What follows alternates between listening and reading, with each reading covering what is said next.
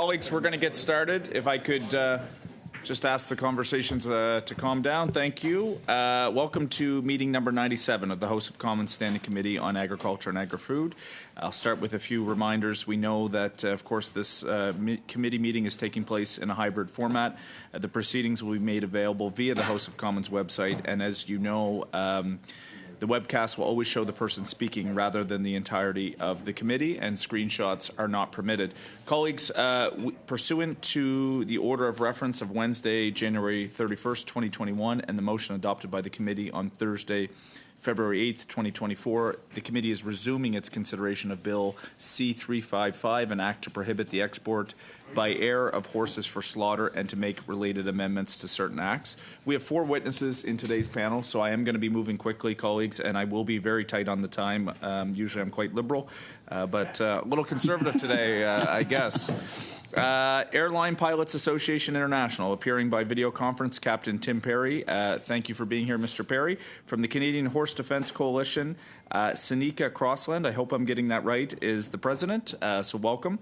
From the Canadian Veterinarian Medical Association, Dr. Trevor Lawson, I believe a constituent of mine as well, so great to see you, Dr. Lawson.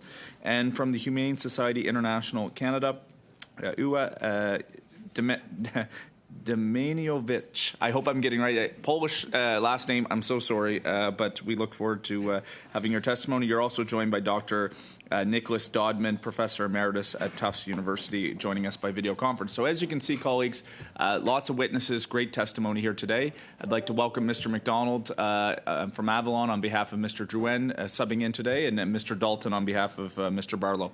So without further ado, I'm going to get right to it. 5-minute opening remarks from each organization or witness. Airlines Pilots Association. Mr. Perry, you have up to 5 minutes. Over to you. Okay, thank you very much, Chair. Good morning. My name is Tim Perry. I am a professional pilot. Have been for over 21 years. I'm a 737 captain at WestJet Airlines and currently the president of ALPA Canada, which is the Canadian division of the Airline Pilots Association International. I am pleased to appear before the House of Commons Standing Committee on Agriculture and Agri-Food today on behalf of our members in Canada regarding Bill C-355. By way of a brief introduction, the Airline Pilots Association is the world's largest airline pilot union and non-governmental safety organization. ALPA Canada represents 90% of the professional pilot workforce in Canada, employed at 22 airlines across the country. ALPA provides critical services to its members, including airline safety, security, pilot assistance, and labor representation. And I would like to begin by stating that the primary responsibility of the pilot in command for an aircraft is the safe operation of that aircraft before takeoff, in flight, and after landing. ALPA Canada believes that Bill C-355 does not recognize this, and as a result, will negatively impact our members by putting an unnecessary and redundant obligation, accompanied by excessive penalties if in contravention of the proposed legislation, on them. Further, we maintain that it is improper to place any additional responsibility on a pilot when the pilot's responsibilities are already clearly defined in the Canadian Aviation Regulations and Aeronautics Act. We also believe that all responsibility relating to required written declaration in the proposed legislation be the sole responsibility of the Chief Officer of Customs at the airport, as identified in the bill. For the reasons stated above, ALPA Canada suggests that Bill C-355 be amended in the following way. Under Prohibitions, paragraph 4.2, copy of declaration, we request that 2A, which states the pilot in command or the operator of the aircraft be removed in its entirety. Also under section 4, paragraph 3, no departure without declaration, 3B, which states for a person in charge of the aircraft to take the aircraft on its flight, also be removed. We are happy to provide these comments to the clerk. We maintain that section 4, paragraphs 2A and 3B are unnecessary and put additional responsibilities on the pilot, who, as it should remain the case, should remain focused solely on the safety and the operation of the flight. Finally, and before I conclude my remarks, I would also like to take the opportunity to state that it is always our expectation that when legislation or regulations are being considered specifically with respect to the aviation industry, our members and potentially aviation safety, there be outreach or consultation with our association. In this case, that did not occur. Thank you very much, and I'm happy to take your questions. Thank you very much, Captain Perry. We'll now turn to the Canadian Horse Defence Coalition. Ms. Crossland, over to you for up to 5 minutes. Thank you, Mr. Chair and members of the committee for inviting me to appear before you today on behalf of the Canadian Horse Defence Coalition. Horse welfare is a topic of great interest to me, and I thank MP Tim Lewis for introducing Bill C-355 to end the export of live horses by air for slaughter. My own involvement with horses spans over a period of 35 years, during which time my family and I have resided in rural areas of BC. Currently, we own a hobby farm and sell our produce locally. I've raised foals from the age of 3 months to seniorhood. Having conducted numerous horse rescues, I've gained experience in working with unhandled horses. I'm fully acquainted with the flighty, sensitive nature of horses and their tendency to panic in unfamiliar situations. I also have knowledge of their predisposition to life-threatening health emergencies, such as colic when there are disruptions to feeding routines or a lack of access to water. CHDC was formed in 2004 and is a federally registered nonprofit organization. I'm CHDC's president and a founding director. Our mandate is to end the slaughter of horses in Canada, as well as their export to other countries for the same purpose. Live export by air for slaughter has been our main focus since we became aware of its existence in 2012. Many CHDC supporters and volunteers, as well as most of our board members, are horse owners with years of experience in handling and caring for horses. Over the past decade, polls and petitions have convinced us that many Canadians are as appalled as we are by the treatment of horses in the course of air export for slaughter. We have studied ATIP documents that detail deaths and injuries having occurred to horses being airshipped to slaughter. One particularly egregious 2014 example involved a suffering horse breaking through a wooden crate and kicking a hole into the fuselage of the plane.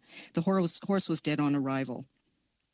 On their website, the Canadian Food Inspection Agency states that they are aware of 5 horse deaths associated with the live exports since 2013. If we go back one more year, we discover from ATIP documents that 6 horses died in 2012 and 3 in 2011. Numerous injuries associated with these horse exports have been documented over the years. The live horse export industry must abide by International Air Transport Association or IATA requirements.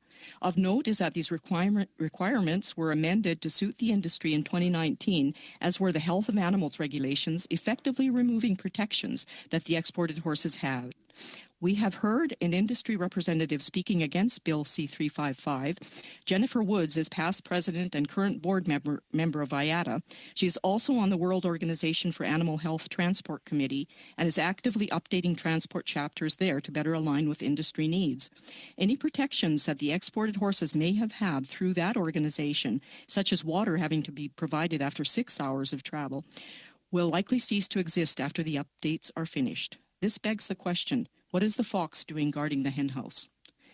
ATIP documents regarding a January 16, 2024 flight out of Edmonton shows that flights are not always compliant with IATA live animal regulations.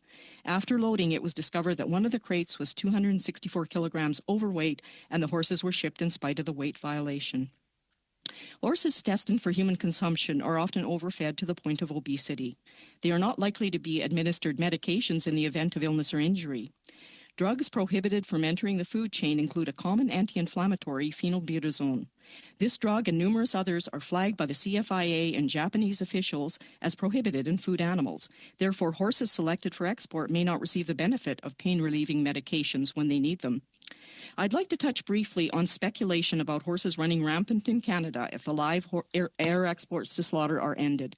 Similar claims occurred in the U.S. when their government defunded inspections of horse slaughter plants, with widespread stories of horse abandonment. I can tell you that the vast majority of these claims were debunked, and I have evidence in the form of letters and documents in my files for anyone interested in viewing them. It's not impossible at all for Canada to absorb 12 to 13 drafts into the horse community. As a horse owner, I know that horses are grazers. Grazing is a natural way for them to consume the nutrients that they need during the course of the day. In fact, a horse can easily spend 10 to 17 hours per day grazing. Draft horses can drink up to 20 gallons of water per day. The sport horse industry recognizes the unique needs of horses and accommodates these requirements by providing them with hay and fluids during transport. This kind of care reduces the risk of painful and deadly colic and other ailments due to water and food deprivation. Further, a racing industry brief posted online states, "We consider the practice of exporting horses by air to slaughter to be abhorrent." The industry that transports horses overseas for slaughter ignores the well-being, safety, and comfort of these animals. Their suffering is overlooked for the sake of profit. It's time to raise the bar for horses and to bring their welfare into line with what Canadians expect. I thank you again and look forward to your questions. Thank you very much. We'll now turn it to Dr. Lawson for up to 5 minutes. Over to you, please.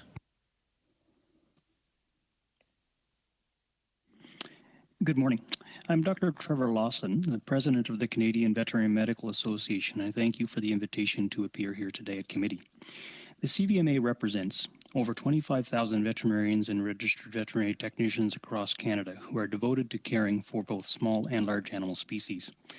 As animal health professionals, we review all the animal health and welfare issues by focusing on evidence-based criteria without species or animal-based biases. Following an evidence-based review and consultation with subject matter experts and experienced observers of the entire farm-to-market process, it is the view of the CVMA that the horses referred to in Bill C-355 have a good quality of life on their farms of origin. Horses purpose-bred for this market are bred and raised naturally in a herd environment and are provided with all of the essentials for a good life.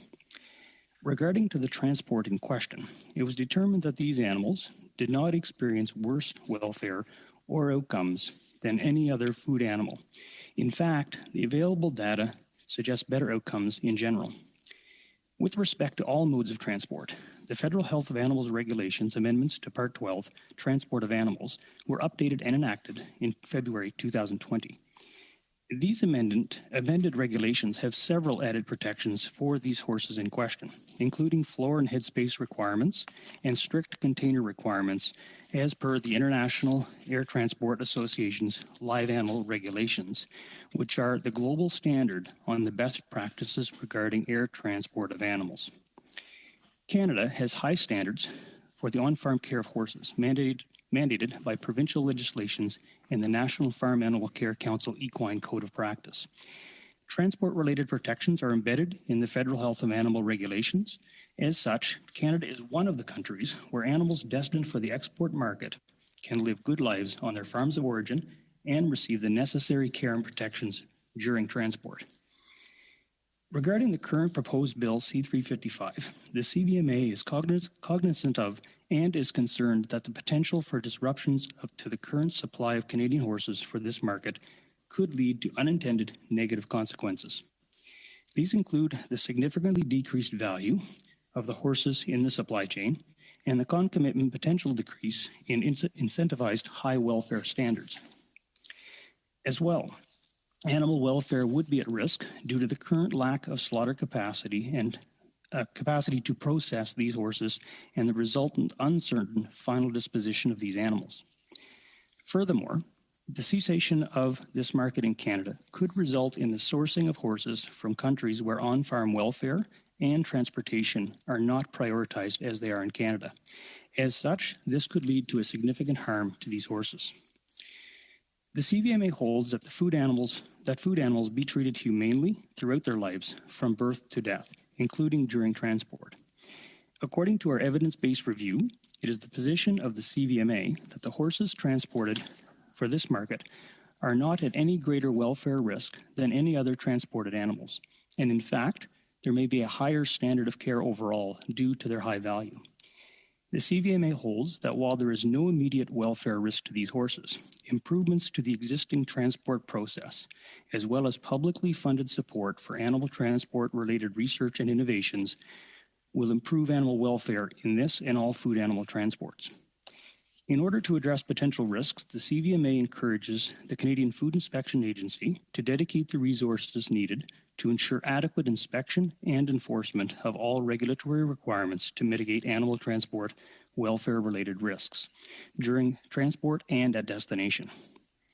To conclude, the CVMA does not support Bill 3C55 as written, as the current transport conditions do not lead to noteworthy animal welfare concerns.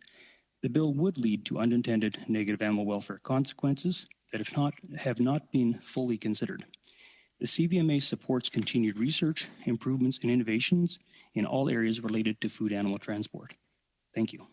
Thank you very much, Dr. Lawson. We'll now turn to our final witness from Humane Society International Canada, Ms. Demanovich. Over to you. 5 minutes.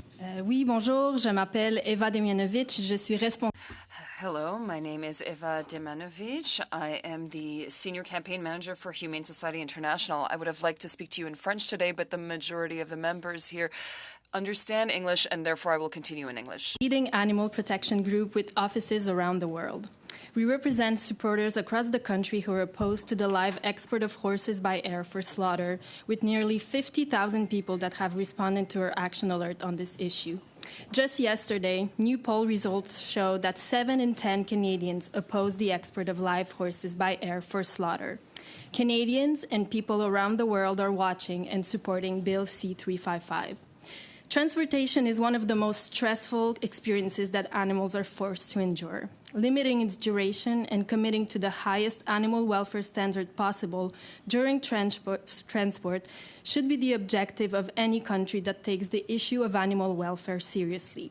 The best available scientific evidence shows that animals should not be transported for more than 8 hours without a break, as is the case in the European Union for many species, including horses. Current total time of this complex journey to Japan is significantly above this duration. Once the horses leave the country, the clock is reset and is no longer under Canadian authority. At destination in Japan, Canada has also no authority on how these horses are treated. This is an extremely long and exhausting journey for them without food, water, or rest.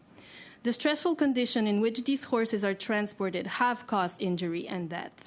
Flying these highly sensitive and easily agitated animals in small wooden crates, multiple horses per crate, without a veterinary equine expert on board, without access to food and water, and without rest is inhumane.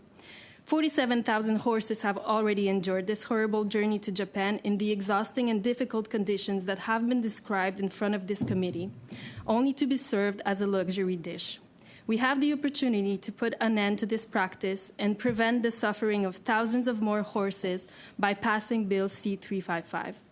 I will now let my colleague, Dr. Nicholas Dudman from Humane Society Veterinary Medical Association, speak to you. Thank you very Hi, much. my name is Dr. Nicholas Dudman. I'm a veterinarian, board certified in veterinary anesthesia and as a behaviorist. I'm experienced in equine anesthesia, analgesia, and behavior, and I've worked with thousands of horses over the course of my career. I retired from Tufts Cummings School of Veterinary Medicine in 2016 as Professor Emeritus after 25 years on faculty. I'm here today to shed light on a practice that has remained largely in the shadows of our consciousness, the shipping of horses by air for slaughter in remote locations like Japan. As a veterinarian and animal behaviorist, it is my solemn duty to bring to the attention the inherent disadvantages and ethical concerns surrounding the long-distance air transportation of horses.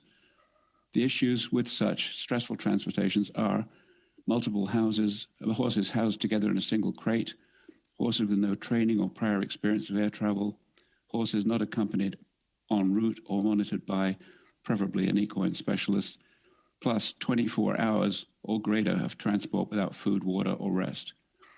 First, let us acknowledge the innate nature of the horse. These magnificent creatures are not merely commodities, they are sentient beings with complex emotional and physical needs. Placing them in a confined, stressful environment in an aircraft goes against their very essence. And that is why measures must be taken to ensure their safety and well-being. The transportation we are discussing today ignores the principal needs of horses. To confine them in a crate and subject them to noise, vibration, turbulence of air travel is to inflict upon them a level of stress and discomfort that is both unnecessary and inhumane. Moreover, the logistics of shipping horses by air poses significant risks to their health and well-being. Unlike other livestock, horses are inherently flighty and easily scared. The stress of the plane's motion and noise inside the aircraft can lead to shipping fever and colic. Shipping fever causes respiratory distress, fever, and dehydration. Furthermore, the close proximity of multiple horses in a confined space, 4 to the crate, increases the risk of injury. Unfamiliar horses may not be compatible, should not travel together in close contact with 3 to 4 horses in a single crate that has no divisions. Extreme care must be taken when flying horses by air, which is not the case with the type of transportation we're discussing today. In conclusion, the practice of shipping horses by air for slaughter from Canada to Japan is not only ethically questionable, but is also fraught with practical concerns. As stewards of the animal kingdom, it is incumbent upon us to seek alternatives that prioritize the health, safety, and dignity of horses, ensuring a future where they're treated with respect and compassion they so rightly deserve. Thank you. Thank you, Dr. Dahlman. We'll now move to questions, colleagues. I'm going to start with Mr. Steinley. I will be tight on time, so up to 6 minutes, no more, please. Thank you very much. Captain Perry, you got a little bit of your argument about why the airline pilots are against this piece of legislation at the end of your comments. My question is, could you just verify that there was no consultations done with the Airline Pilots Association by the sponsor of this bill? And when did you first hear about this bill? Please, if you could expand on that.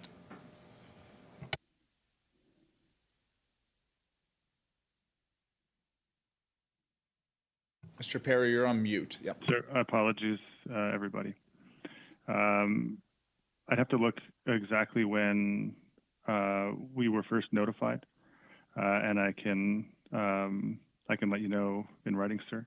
However, I can confirm that the airline pilots were not consulted for this bill, and I think that this aspect of the bill reflects that. Thank you very much. And if you could respond in writing, I would appreciate that, and the committee would appreciate the information. I'll move on to the Veterinarian Medical Association. And how many veterinarians do you represent? And as you said, you do not support this bill as written.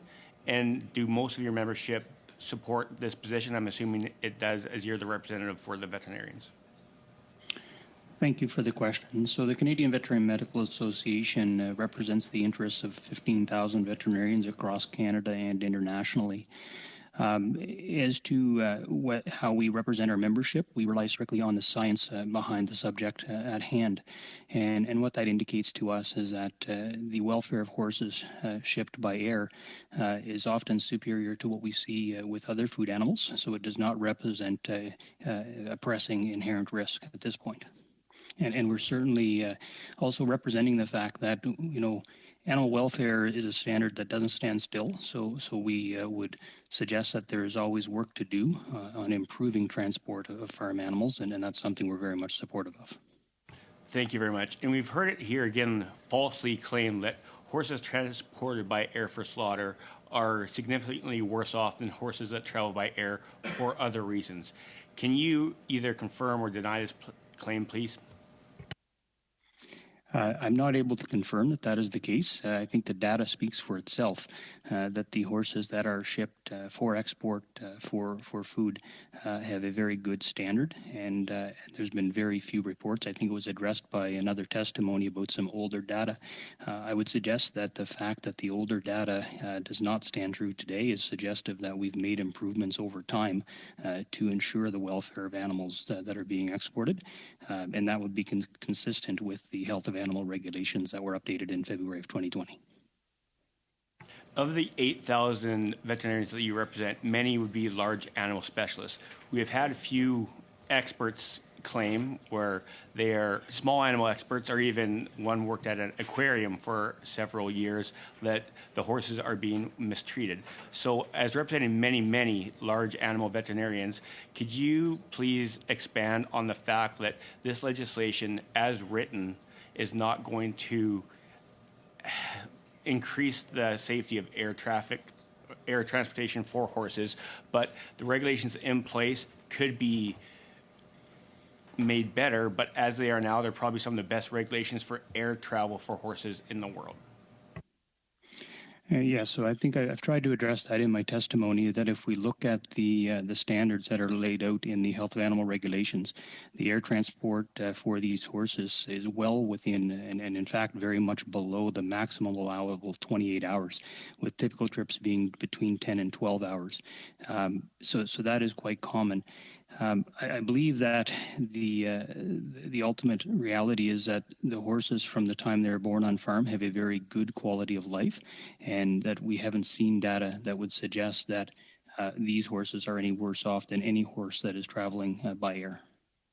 Yeah, and I'd like to get into that next. These horses do have a good quality of life. We actually had someone that raised these horses come to committee and testify about how much they care for these horses on farm and how they are well taken care of. And we continuously hear false claims from other witnesses about the mistreatment of these horses on farm to their final destination.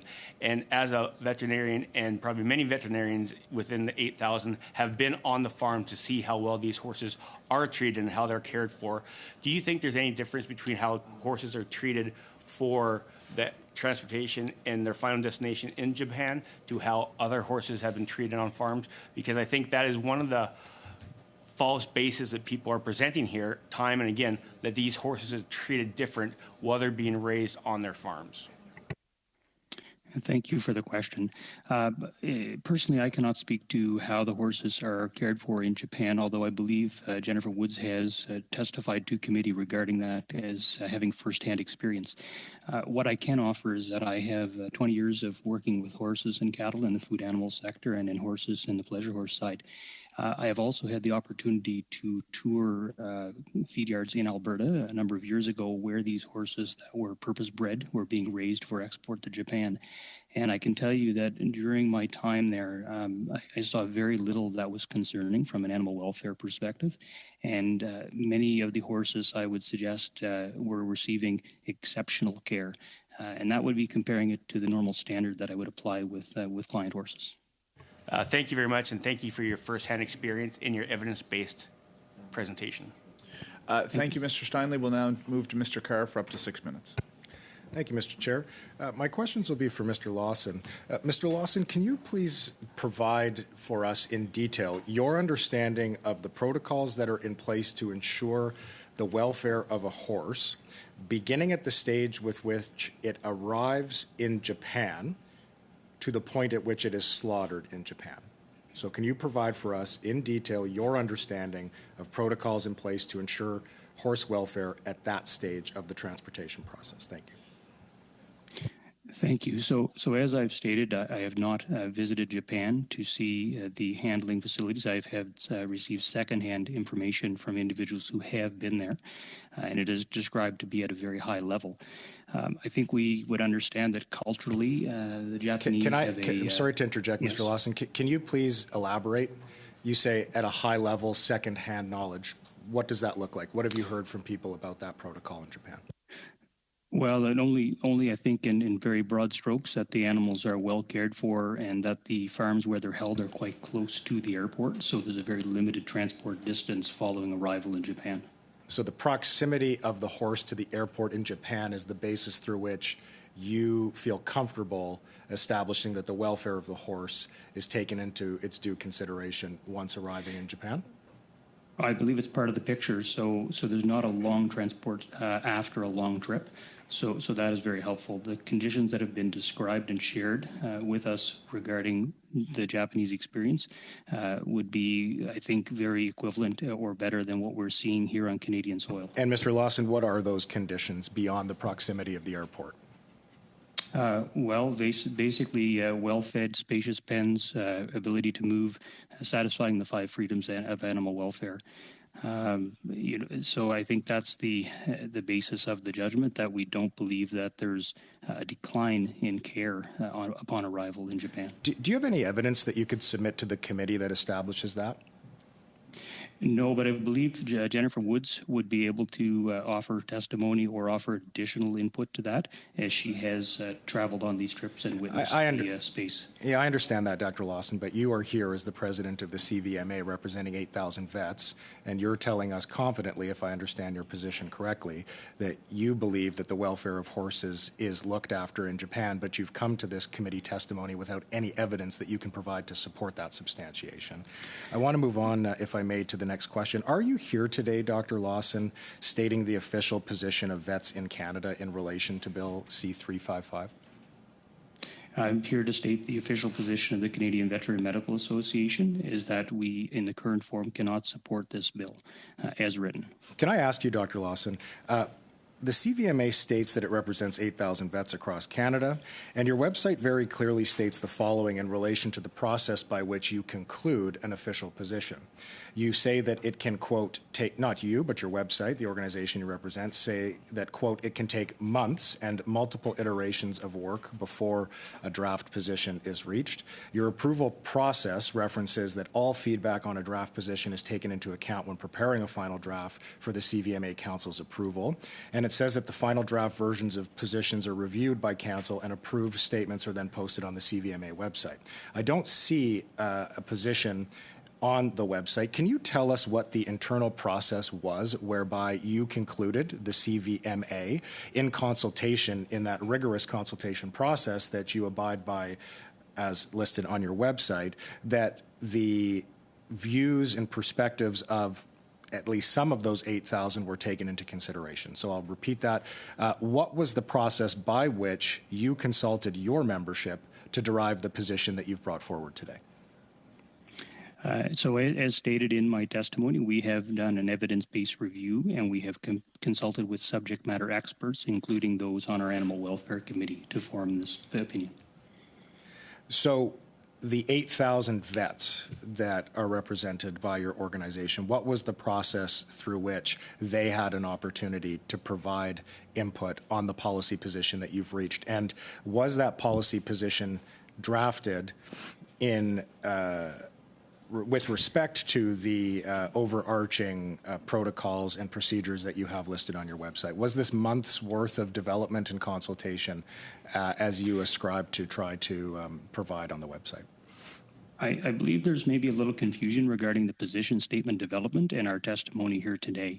The position statement development that you have quoted from our website is very much involving stakeholders on a regular basis, including membership.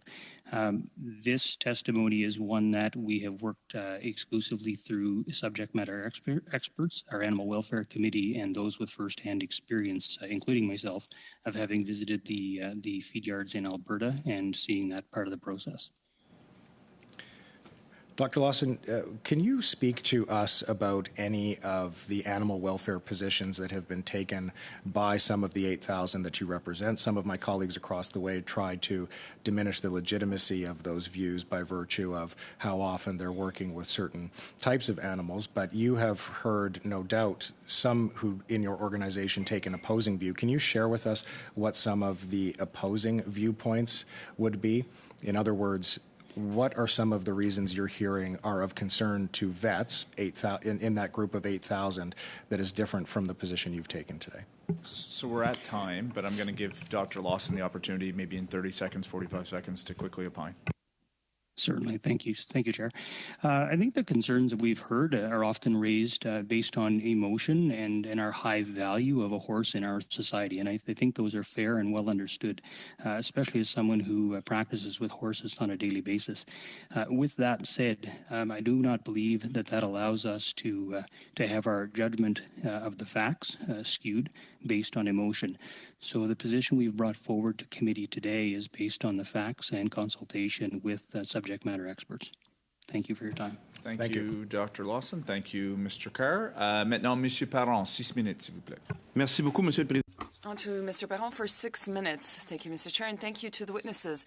I'd like to apologize because last session or meeting, we didn't have the time to adopt a motion that I presented. I hope that we get unanimous consent today. So from Thursday, March 21st, I tabled the motion. Loblaws and Walmart have not answered our communications. The grocery store code of conduct adoption is compromised. Thus, we request that various participants stand witness at this committee in order to update us on the goings on what is happening. So I believe that there would be unanimous consent, and then we can proceed with the witnesses. We'll see. Colleagues, I think Mr. Parent is referencing this motion that was, I think, distributed and shared. Do we have unanimous consent to adopt the motion that Mr. Parent has brought forward? All good? Okay. You've got the adoption. There you go, Mr. Parent. You have 4.5 minutes left. Merci beaucoup, Monsieur. Thank you, Mr. Chair. On to Ms. Demjanovic. I'd like to hear you on regulating transportation. Many witnesses have mentioned that there are poor transportation conditions for the horses that are going to be slaughtered. But then there are veterinarians or CFIA agents who say that the transportation conditions are quite decent. I guess it depends on who is the witness. We've had images on both sides. Do you think that better conditions could be useful to C355? I don't think that regulation is a good way to go ahead.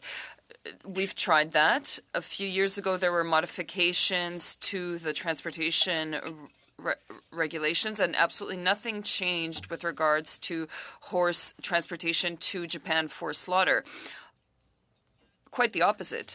As mentioned, there are specific regulations that were removed in order to accommodate this industry so that this transportation could continue without infraction. Since the beginning of this kind of transportation in the last decade, we've seen clear infractions to the proper conditions. Horses were not segregated properly as recommended and asked for by this recommendation. The horses were touching the ceilings of the cages that they were in, or the crates they were in. Two provisions were actually removed from that regulation, and I don't think that that regulation could actually help. We've tried, and it hasn't worked before. We have to put an end to this kind of transportation in order to improve the conditions that the horses are transported in. Thank you. Other witnesses have said that this would set a precedent for other kinds of animal transportation for agriculture. There's fear that this kind of regulation would impact other animal production. We're wondering if there's a question of the social status of the horse that is put forth rather than the actual transportation. Animal welfare, of course, is at the heart of this, and that's not new. In the past, there have been bills that have addressed various issues, and they've not come this far. The reason this bill has come this far is because we are aiming at we are targeting a very specific kind of activity, and it's very unique. The bill aims to eliminate this very specific practice, nothing else. I don't see how we can do anything else with this bill. This is a very specific practice that we are targeting. If there are any other practices that are taken into consideration, then we will have to reconsider them as well. We can't not consider this important bill that will save horses' lives just because we're afraid that perhaps in the future other bills might be proposed.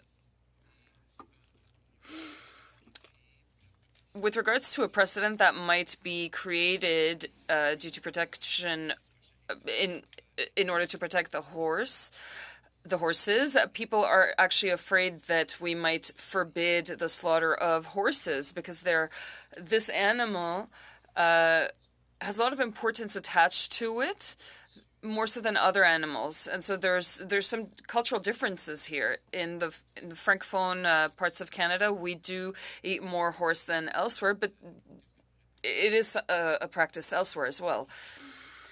Even in Quebec, the majority of Quebecers are against transporting or the export by air of horses for slaughter to Japan.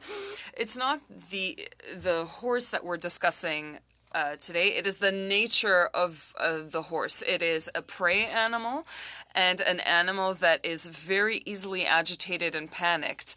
Any objective expert would agree. This animal physiologically and psychologically has very specific needs. That is really at the heart of this discussion. That is why the horse is different from other animals. Time is up. Thank you. On to Mr. McGregor for 6 minutes. Thank you very much, Chair, and I'd like to thank all the witnesses for helping guide this committee through our study of C355. Captain Perry, I'd like to start with you. So you have stated quite clearly, and I really do appreciate how clear you are with the amendments. You've specifically mentioned the sections that you would like to see removed. Now, is the position of yourself and your organization that if the committee does follow through with those amendments, that your organization is relatively ambivalent about the status of the bill if we decide to amend it? Like, do you support the bill, oppose the bill if we proceed with the amendments?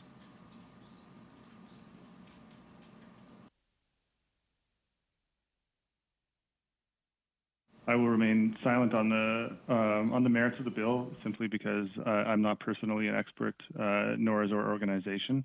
However, our comments, as I presented in my testimony, are very specific, and if those changes were made, we would have no further objections specific to the bill, notwithstanding what I just said about not being an organizational or personal expert.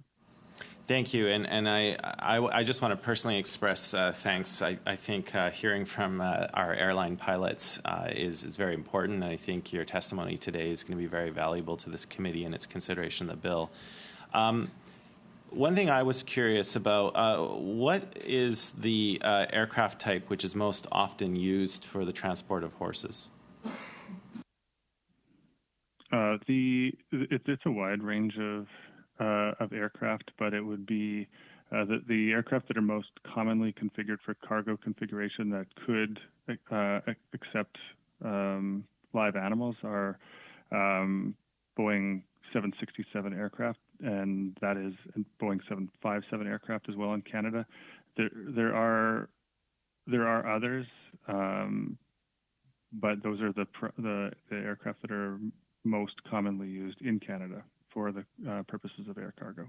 And for a flight, say it's originating in Winnipeg, given that that's a major source of the live horses, on a typical trip from Winnipeg to Japan, is it usually a direct flight, or can there be a layover as well? It would depend on how the flight was planned. I mean, it is possible to connect those two destinations with a direct flight. I would have to look to how any particular flights in question were planned and operated, and I would be happy to do so. Although at this time I would be speculating as to which city pairs were being utilized for this particular purpose. And do you have a rough ballpark figure on a flight from Winnipeg to Japan carrying live horses, a rough ballpark figure on how much fuel would be consumed on such a flight? I mean, it really does depend, sir, on the type of aircraft, the load that was being carried. It varies drastically based on what the total cargo weight is. Could you provide me with a you know, typical number? I'm just looking for a ballpark, roughly.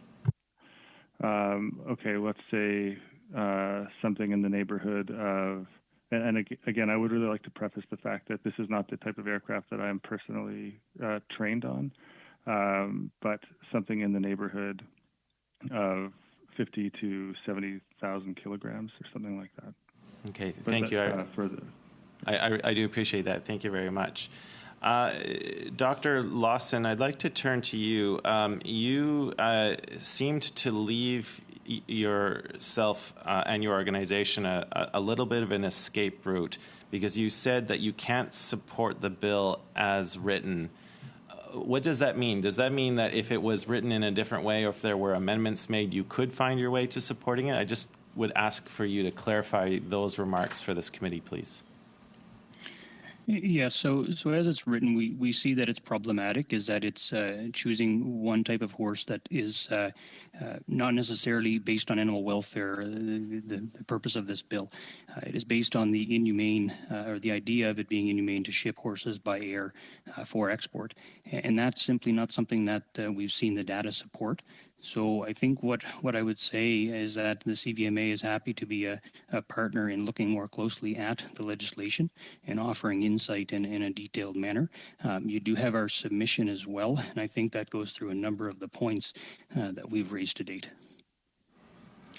Okay, thank you for that. And finally, in the last little time I have, Professor Dodman, I did pick up on your opening remarks that you do have experience with equines, but I would like to hear your reaction to the position of the Canadian Veterinary Medical Association, because you have a lot of experience in this field, but I'd like to sort of hear your reaction to the official position of the CVMA, please. Well, I'd like to say, first of all, that, I am speaking on behalf of my organization partly, as well as the international organization. Mine is the Humane Society of Veterinary Medical Association of the United States and North America, really. We have 7,000 members, and I am speaking for all of them. They aren't all equine specialists, but every single person is trained, not to a single species. They're trained about horse medicine and horse practices, as well as cattle and swine and such like, and dogs and cats and birds. So our group is really 100% behind banning this practice. So there's a weight of evidence there. I'm sorry, what was the rest of your question? Well, unfortunately, Mr. McGregor jammed us in the last 15 seconds. He's a good man, but we're going to have to leave it at that. And we did hear the response from Dr. Dodman that they're in support of the bill. Mr. Barlow, 5 minutes. Thank you very much, Mr. Chair. And I guess my first question to Dr. Lawson, thank you for your letter and your submission, and certainly for your testimony here today. Now, knowing that the Canadian Veterinary Medical Association represents 8,000 veterinarians in Canada who all now do not support this bill because it is not based on sound science and evidence. The science and evidence clearly does not support the allegations of this bill. But knowing your membership and how important your opinion would be on this legislation, did the sponsor of this bill approach your organization or yourself personally, Dr. Lawson, for your insights in developing this legislation before it was tabled? No, not to my knowledge. That has not occurred. Thank you. Now, my colleague across the way is trying to insinuate that there's this this black hole of animal welfare when the plane lands in Japan. And it's my understanding that my colleague was even invited to go and see the feedlots in Japan and denied that opportunity.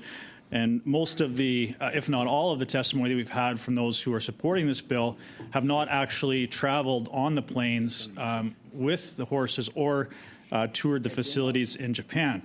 Now, we do have a letter here, and I'm just going to ask Dr. Lawson if this is something that you would agree with. We do have a letter from the Japanese embassy here in Ottawa outlining their guidelines for animal husbandry, specifically with the horses when they land in Japan. I just want to read into the record a couple of statements that come from this letter, specifically again from the Embassy of Japan. Japanese importers, in cooperation with Canadian exports, comply with the transportation regulations established by the Canadian government, thus ensuring adequate animal welfare during international transportation. Japan is consistent with the relevant international standard, namely the World Organization for Animal Health Code. These guidelines outline specific measures to be taken to ensure that horses are adequately transported in a manner that meets international standards. The Japanese Ag Association ensures the compliance of these guidelines by the industry through various measures, such as organizing information sessions for relevant stakeholders.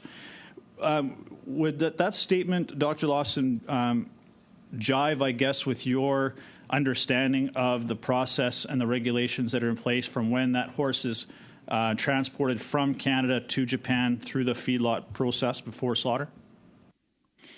I believe it would, and I would also reiterate that Canada's health of animal regulations takes into account the farm of origin, the transport, and the arrival at destination. So that is covered within our own framework.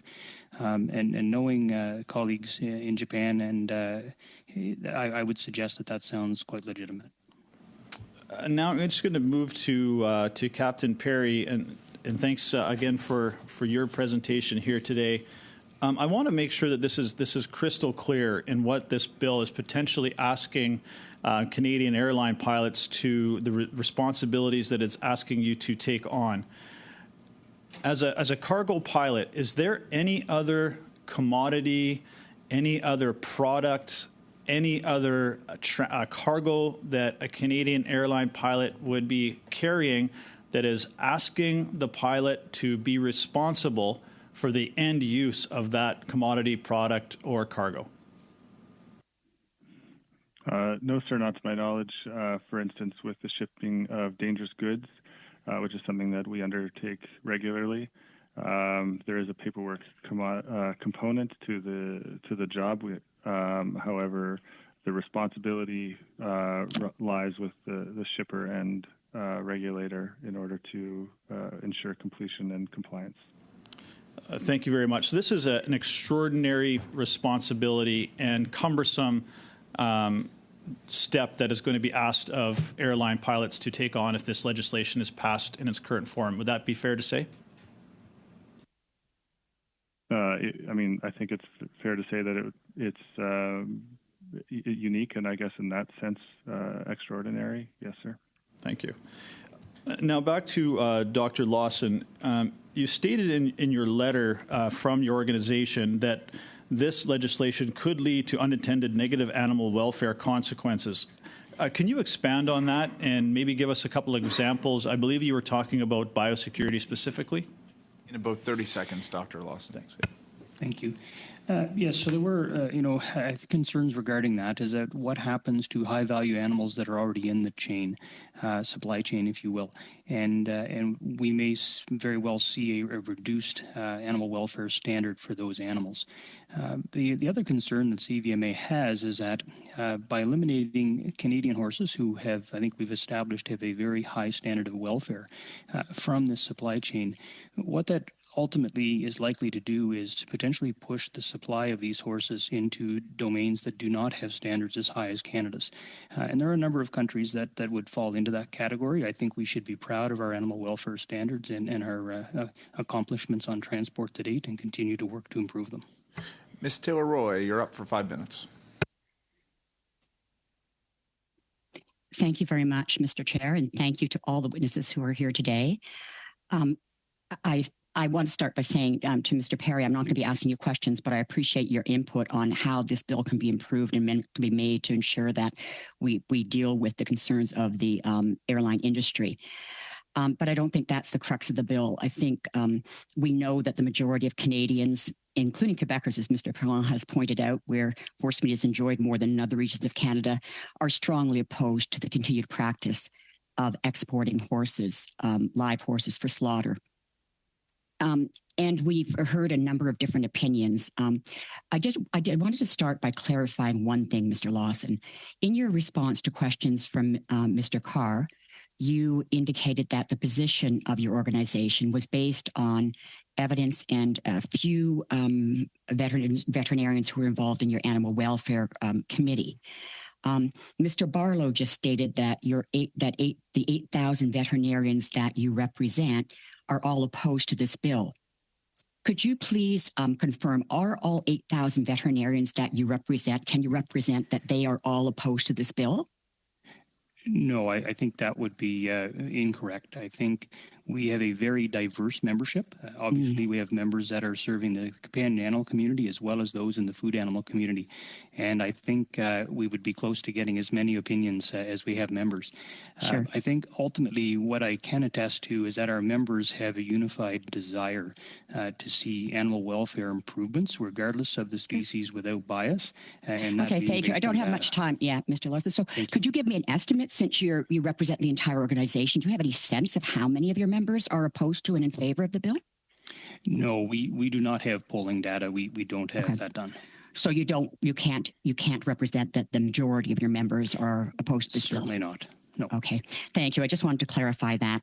Thank you. And we've also heard over the course of testimony on this very important bill that there are different conclusions being drawn by people regarding animal welfare and the impact on animal welfare from the transport of horses. And I'd like to point out that, there is evidence and then there are conclusions that are drawn.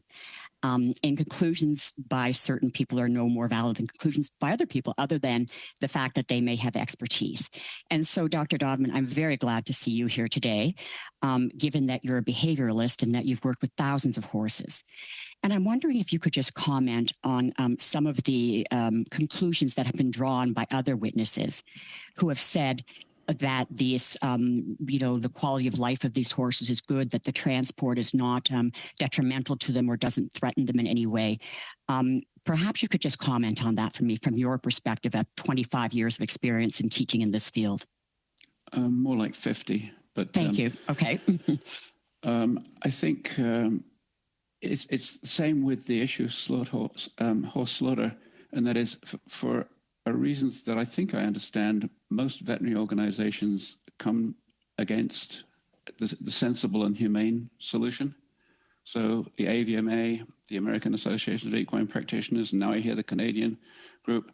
I mean, somehow these organizations who work hand in glove with industry and the veterinarian's motto, first do the right thing by society, which is generating food, as opposed to thinking of the animal. I think that's the reason that they come to these conclusions. It's just their perspective is entirely different. It's to do with, and they will interpret things in a rosy light, when in fact we know, for example, with the air transport, that there have been a number of deaths and a number of injuries, and that is only the tip of the iceberg. I mean, death is a pretty serious result of transportation, and while it may be being improved, it doesn't seem to be being improved that much. I just think it really is like beauty in the eye of the beholder. And when I look at it, I think it's inhumane. And so does my group. Great. And you've represented that all 7,000 veterinarians that are part of your group are opposed to this bill. Is that correct? That's correct. I spoke yesterday to the leader of the group, and I said, I would like to make that statement. Is that accurate? And she said yes. Okay, thank you. And you mentioned that you think many of the veterinarians who work with the industry are inclined to support discontinued practice because of it's to do with the provision of food. I'm just wondering, the majority of the horses that are transported to Japan for or Korea for food purposes, it's providing something I think called basashi, which is a very high-end, a very gourmet type of product that is valued greatly. Mm-hmm. Do you feel that purpose or that commitment to ensuring that food is provided, that is consistent, that the provision of basashi, for example, is consistent with that overall philosophy that we're transporting animals to feed the masses? So, Ms. Taylor-Roy, we're way over time. Dr. Dodman, very tight, if you could. I tried to be gracious, but go ahead, very tight. Yes, I think that is the end product is for a niche, 1% of Japan. And it's not, it's not something where you're feeding the masses, as you say. Okay. Thank you to both. Okay, I'm going to go to Eve and I'm going to go to Alistair. You guys were both a little bit over time, so I'd ask, keep it tight. 45-second question, 45-second response, please. Okay. Merci. Madame Demianovic, qu'est-ce que vous... Thank you. On to Ms. Demanovic. What do you think of Mr. Perry's amendments to remove restrictions on pilots and so that they don't have as much management to do so that they can care for the safety of the flight? I think that there is a way to make that process more smooth and so that it's easier, so that it doesn't add a burden on pilots. There are probably a lot of documents that have to already be filled out during international flights for pilots and other employees. The idea here is just to add a declaration that it would be as part of that process. I'm sure that there is a very easy way to include this request. So if there's a way to make an amendment, it wouldn't be a problem for you if we don't change the crux of the bill. What's important to us is to ban that kind of transportation, but we are open to many solutions. Thank you. Mr. Lawson, would these amendments make your position more flexible with regards to this bill? Quickly, please. As we've stated, there are certainly ways in which this bill could be improved, but as it currently is written, there are challenges with it that we would not be able to support it. Merci beaucoup. C'est temps. Maintenant, Monsieur McGregor. Thank you. Your time is up, Mr. McGregor. Vich, I'd like to turn to you. This bill is not the first attempt of Parliament in addressing this issue. I think since 2010, there were 3 NDP private members' bills that tried to do the same. And I want to give a shout out to former MP Alex Adamanenko, who represented BC Southern Interior. He was very passionate about this issue and certainly fought for it.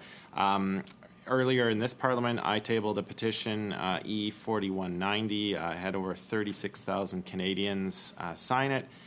You mentioned in your opening remarks that 7 out of 10 Canadians support this initiative. And if I were to judge the flood of emails coming into my inbox as the ag critic, it's definitely a top issue for many people. My question to you is, how has your organization sort of kept tally on the level of support for this initiative? And has it remained pretty consistent over the years since other private members' bills and so on? I'm just wondering if you can provide the committee with a bit more of a deep dive into those figures. Yes, so I would just like to point out that the NDP private member bills of Alex Tomanenko were addressing the horse slaughter issue, and we are here about the live exports, which is, the question is really about the welfare of the transport. I've been involved with HSI Canada for the past decade, and I've been working on this issue practically full-time for a decade. So there is tremendous support, of course, on horse slaughter, but even more, I would say, on live exports of horses for slaughter. The polls that I was citing came out just at the beginning of the week, so they're very recent. And yes, an overwhelming majority of Canadians all across the country are in support of these experts. We are not surprised because we hear from them on a daily basis. We have engagement and interactions with the public, and we're here to represent all of these Canadians that are in support of this bill. Yes, I think that answers your question. There you go, Mr. Chair. It came in under. Well, and I'm going to just take the 30 seconds. Just a quick question to Dr. Dodman. Is there, in your view, Dr. Dodman, because I'll tell you what I struggle with is hearing some of the compelling testimony on either side. Is there an ability, in your view, to move, to transport horses by air at all? Is there an ethical way to do that? Yes. I mean, sports horses and show horses are transported by air on a regular basis. I'm sure they have some acclimation experience. I'm sure they travel with a trainer or other equine experts. I'm sure they travel in special containers. I'm sure that, they might have them to together, but not 4 with no petitions. And I think there might be some ways that it could be improved, but one of the big problems is the length of the journey. So, a lot of the horses flying from the United States to Europe or flying around in the United States are only having journeys of like 5 or 6 hours, which is reasonable, especially if they're in those accommodations that are appropriate for a horse and with proper supervision. But to have the what's happening at the moment from Canada to Japan with this 4 in the same thing, and for this huge long period of time with no water and no food, if you addressed each one of these issues one by one by one, it would probably be uneconomical, financially, not a deal for the $20 million a year industry. Okay. But that would be the way that it could be made acceptable. Okay. No, I appreciate that insight. Colleagues, thank you. I think the testimony, let me on your behalf thank all the witnesses for being here today to take your time to give testimony to us. We are going to suspend just briefly, and we will turn the next panel over, and we are going to be quick because we want to make sure we can get this done by 1 o'clock. So I'll suspend. Thank you to our witnesses.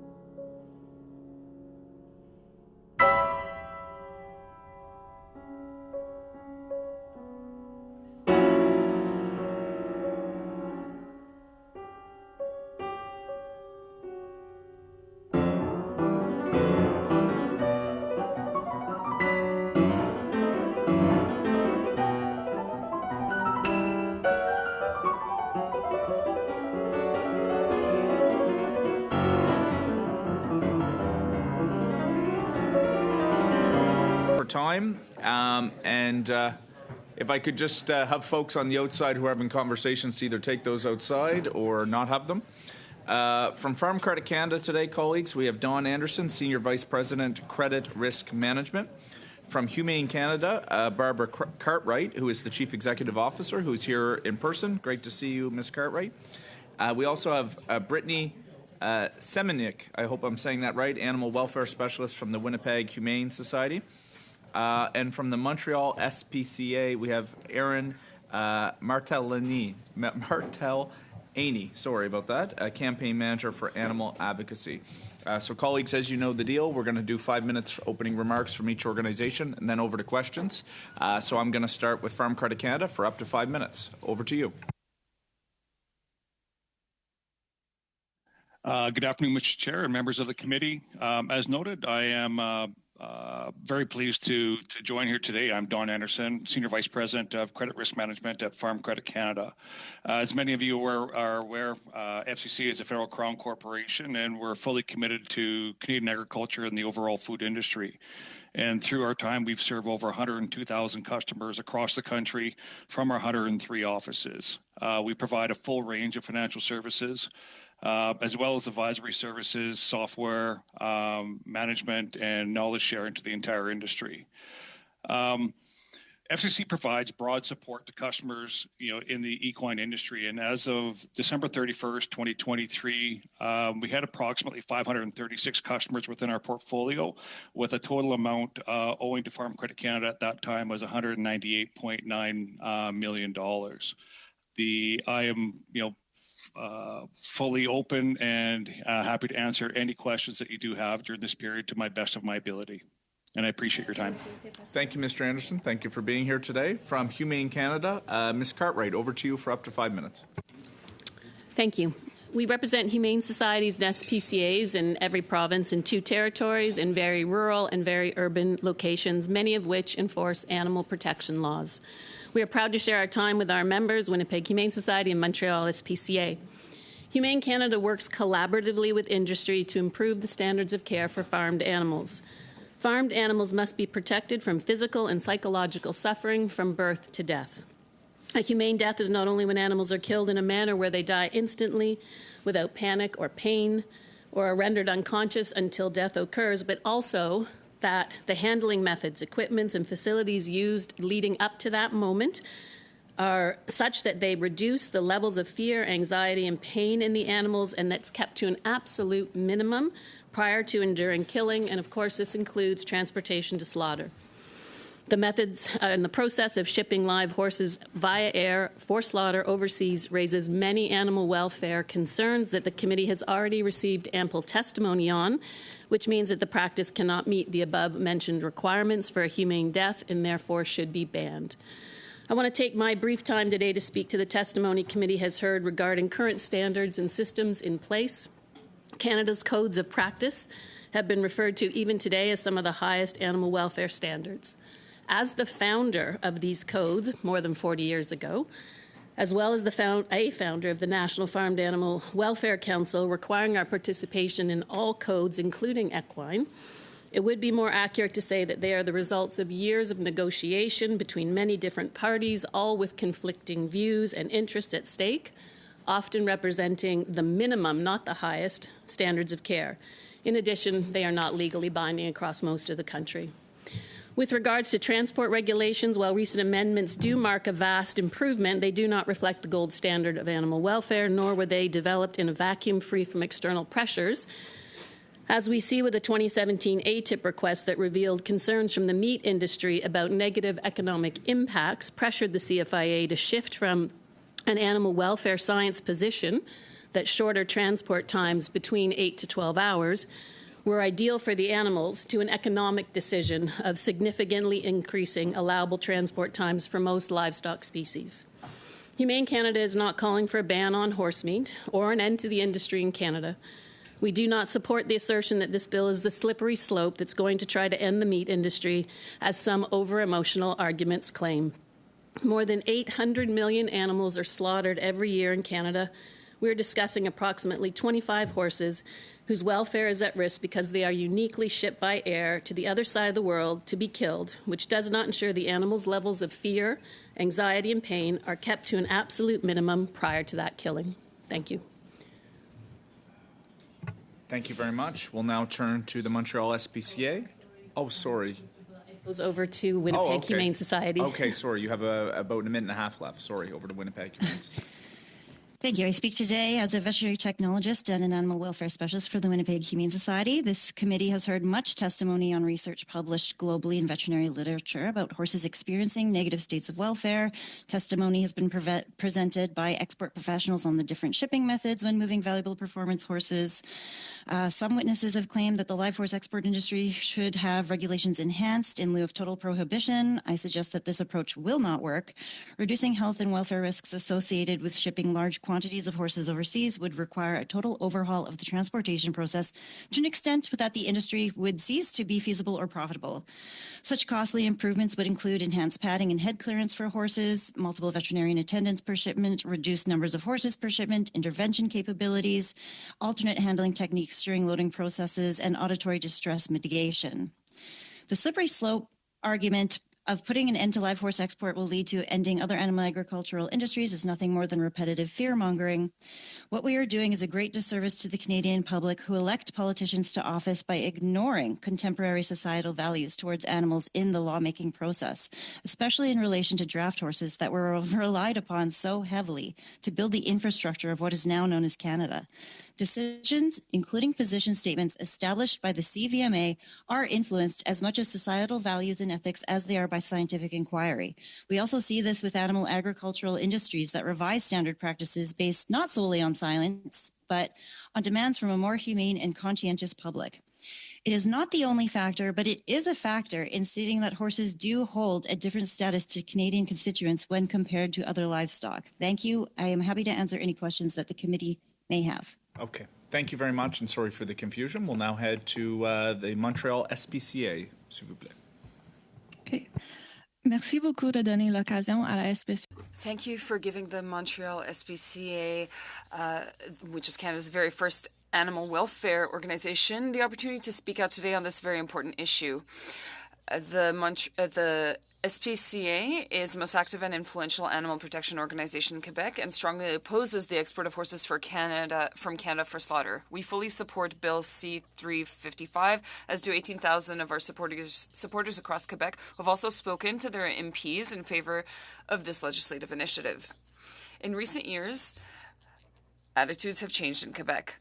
Nowadays, horses are considered noble animals, even real companions. Since February 10th, 2024, they have enjoyed the protection of a brand new provincial regulation, which also applies to domestic or animals that are pets and is designed to ensure their well-being and safety. The practice we are discussing today runs counter to the progressive values of Quebec society, and it is a serious blot on stain on the progress made in the province with regard to horses and other animals. Since 2015, the Civil Code of Quebec has recognized that animals are sentient beings. It's high time that the practices endorsed by the federal government reflect the values of its Quebec citizens in this respect. During the study of this bill, several MPs and members of the committee have asked whether the solution to this practice might not instead be to improve regulations on the conditions under which horses are transported, rather than putting a ban on their transportation for slaughter altogether. However, scientific evidence indicates that because of the physiological specificities that make horses ill-suited to this type of transportation, because they endure anxiety, pain, fear, exhaustion, thirst, hunger, and pain during their long journey by cargo plane from Canada to Japan. As a result, the SPCA considers it impossible to export them for slaughter without causing them suffering and believes that this practice should be outlawed. The fact that C-355 targets only horses has also been denounced by some members of Parliament.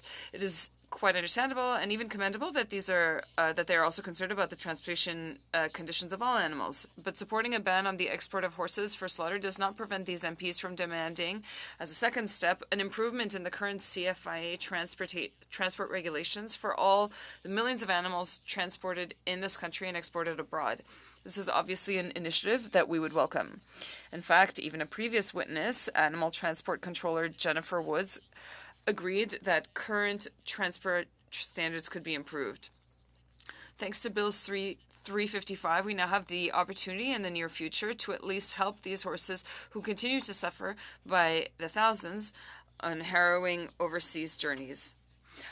Today I was going to be accompanied by Dr. Louis Camus, a veterinarian who now has to move into surgery, but I will read part of his introductory remarks. He is an assistant professor in equine surgery at the University of Montreal, and he's been working with horses for more than 10 years. I quote him, "I was surprised that, because I wasn't even aware of this industry. I've asked multiple veterinarian colleagues who work with horses in Quebec and in Montreal. They were all surprised and shocked that horses are exported for slaughter. Horses are creatures of habit and don't tolerate changes in their environment very well. Any change to their routine has an impact on their welfare and their health. There are horses that are hospitalized at our faculty, and we follow up on them.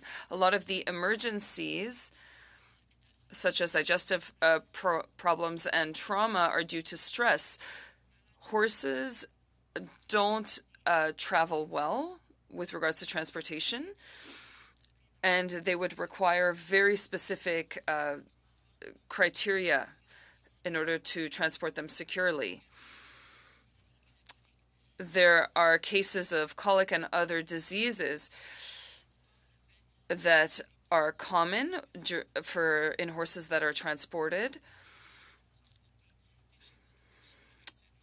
And these horses are being transported in different conditions than other horses that are meant for slaughter. They are subjected to a lot of stress, and that has an impact on their health, and therefore it is not possible to ethically continue to transport horses. It will be a pleasure for me to answer your question. To 6 minutes. Thank you very much, Mr. Chair. And I have some questions for FCC. Mr. Anderson, you started talking about how much money is out there right now when it comes to the horse industry. Am I correct in saying there's $198 million outstanding in loans to the horse industry in Canada? Within FCC's portfolio, that is the correct amount in the entire equine industry that we finance.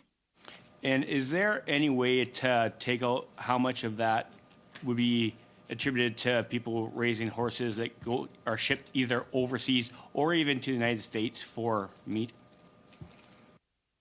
We do not track within our portfolio as far as what is the sales channel for our customers, so there's no way that we can actually break it down to that level. But we would be able to say that there would be a substantial amount of money that is in loans to people that raise horses for that particular destination. I can't provide certainty on that. What I can share is within our entire portfolio, as I stated earlier, $198.9 million is within the entire equine industry that FCC finances. Okay. Was FCC consulted at all by the sponsor of this bill before this bill was brought forward to the House of Commons and to this committee? FCC is not involved in policy development. We interpret policy, we work within policy, and so we feel that is our role within the industry. FCC recently ruled that Indigenous agriculture opportunities could boost GDP by $1.5 billion. We've heard about 40% of horses being exported from the Indigenous breeders and that 25% of producers are Indigenous. We've also heard from a Métis producer that this legislation would destroy their livelihood. Within the FCC mandate, is it not in there to increase Indigenous participation in agriculture across the whole country? Absolutely, and so we are focused on on growing the the impact of the Indigenous community in agriculture, but for the full spectrum of the industry. Well, not specifically on equine. Well, would horse breeding not be within the agriculture industry? I'm just saying that perhaps would this piece of legislation not fall contrary to what the FCC mandate is given by this government? I'm not sure how to respond to this. At the end of the day, we're supporting Indigenous agriculture across the country, and we'll continue to do that. And it's a focus area as we go forward. I can't specifically say how much or what the play would be of the equine industry within that. Okay, so we know there is $190 million outstanding to FCC in loans from the horse industry. Could you say that this piece of legislation would affect the finances of FCC? This would not have material impact on FCC's overall portfolio. So how would those loans be repaid if these people don't have livelihoods to repay the loans? It's part of financing, and so if we look at any customers that are impacted by aspects outside of their control, FCC proactively works with those customers, to find what is the best resolution to their situation, and we'll offer up means possible, including payment relief, deferrals, whatever it is to try to, and also counseling, advising, our knowledge services to support these customers in transition. No, and I appreciate that answer, Mr. Anderson. Thank you very much. So I would say that then if these loans cannot be repaid by the industry that took them out, who then would pay back the loan, or who would then be responsible for that money's outstanding? Ultimately, the customer is responsible for their obligations to FCC, but FCC will work with those customers to find what is the best and optimal resolution, for their each and specific situation. Thank you. So if these loans are unable to be paid, Mr. Chair, I'd say that ultimately the taxpayer would be responsible for these loans based on the decision of this legislation. So private members' bills cannot influence government spending or have monies attached to them. So I'd ask the chair to make a ruling that if FCC is out money because of this piece of legislation, it affects the taxpayers' dollars. Taxpayers are on the hook then to pay the money to FCC. So does this piece of legislation have a royal recommendation attached to it? Well, thank you. We'll look into that because I'm not in a position to be able to make that decision today. You know that, Mr. Steinley, but we will work that up the line to see whether or not there's precedent on that, or whether or not FCC as an agency of the Crown, whether or not that's close enough. I'll now turn to Mr. Lewis. You have up to 6 minutes, and Mr. Steinley, just so the record shows, we will investigate and I will report back. Thank you.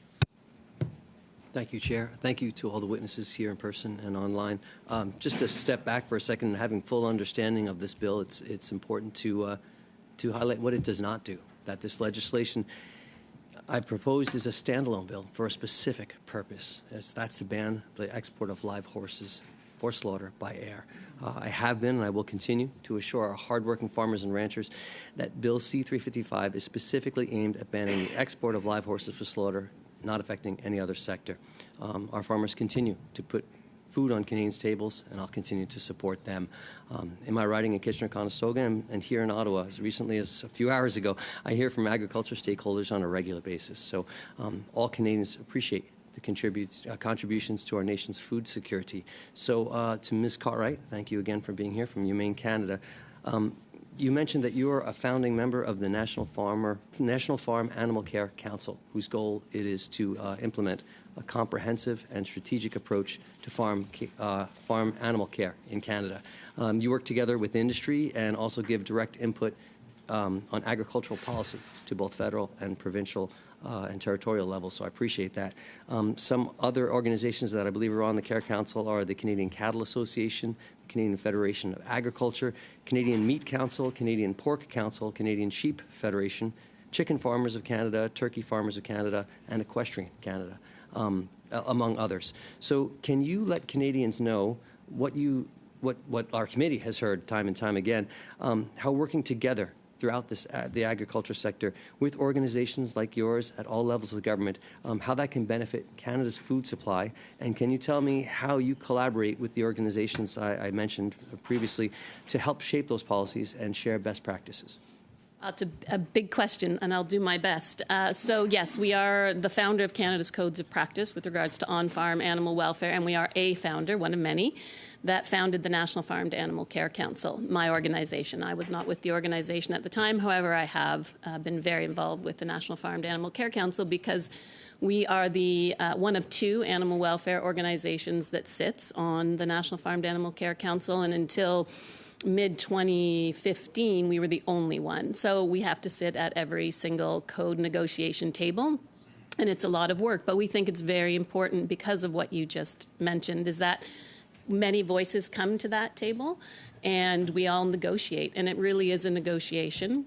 Unfortunately, animal welfare has one seat, so we don't have as much of a voice, but I will say that we do try to come to consensus. However, that consensus is usually, what can we all live with? One of the jokes is the ongoing, if everybody's unhappy, then we probably came to somewhere decent, right? Which is why I think it's important to stress that they are not the highest animal welfare codes of practice because of that, and because industry has a very, very strong voice there.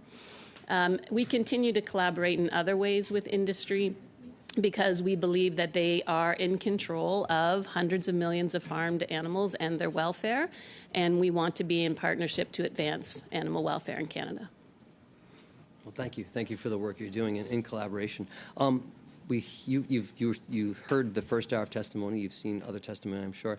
There are those who are still in support of exporting horses live by air for slaughter. They claim that the bill to ban this practice is solely based on emotion and not science.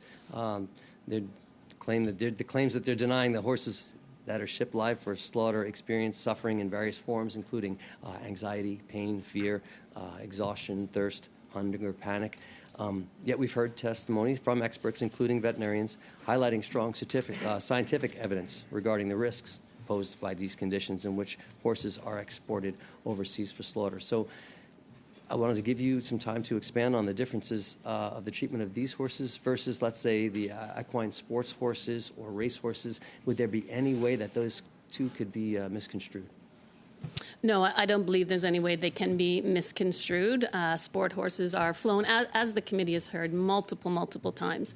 What I hear in the testimony often is a conflation between how they're shipped and the animals being shipped for slaughter overseas, the horses, and we just hear it today, too, that they're talking about all horses moving, on transport trucks as well.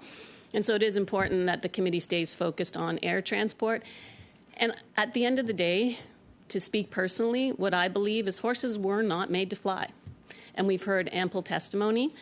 I did hear this morning from the CVMA that they believe that the horses are able to meet their 5 freedoms. So just a reminder what those are, and I'm going to read them off here.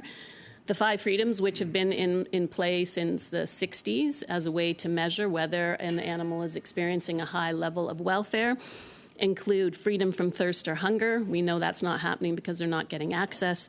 Freedom from pain, freedom from injury, freedom from fear, discomfort, and the freedom to express their normal behavior. Clearly, horses being put on an aircraft are not able to express their normal behavior. And for us, that's the red line right there. It goes back to what is humane slaughter, and that cannot meet a humane slaughter definition because it does not minimize fear and anxiety. In my last minute, we've heard that 7 out of 10 Canadians are against this practice. Can you tell me, and all parliamentarians, we've heard many people reaching out to us saying that this practice shouldn't happen. What are your thoughts about how much you've heard about Canadians' reaction when they hear about this? Oh, yeah, absolutely. Canadians are shocked that it's going on. That we would be shipping live horses overseas for a delicacy does not align to Canadian values. But I would also like to speak about my members, humane societies and SPCAs across this country, from the smallest all-volunteer-run rural organization in Goose Bay, Happy Valley Goose Bay, all the way to the largest on the continent, BC SPCA. All of them agree, 100%, that this practice needs to be banned. We are all aligned. I thank you for your time. Thank you, Ms. Cartwright. Thank you, Mr. Lewis. Maintenant, Monsieur Parent, 6 minutes, s'il vous plaît. Mr. Perron for 6 minutes. Thank you, Mr. Chair, and thank you to the witnesses for being here today. Ms. Martinelani, I'd like to hear your thoughts. You said that there are physiological specificities to the horse. We do transport horses for other reasons than slaughtering. Why should we ask for a ban on transportation for slaughter? You had a bit of an answer because you said the treatment is not the same. But back to a question I often ask. Would the solution not have been to impose better transport conditions for these animals that are being transported for slaughter? Thank you for the question.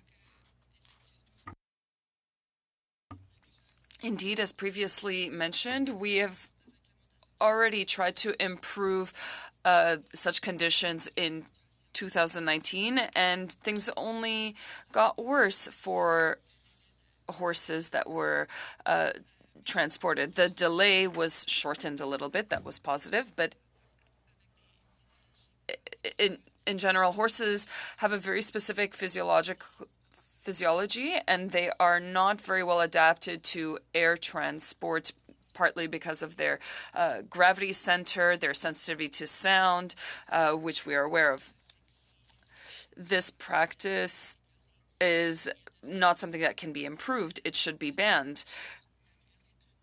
However, it does not mean that we should not improve on other transportation conditions. When you say that there's no way to improve, we've heard something different from witnesses.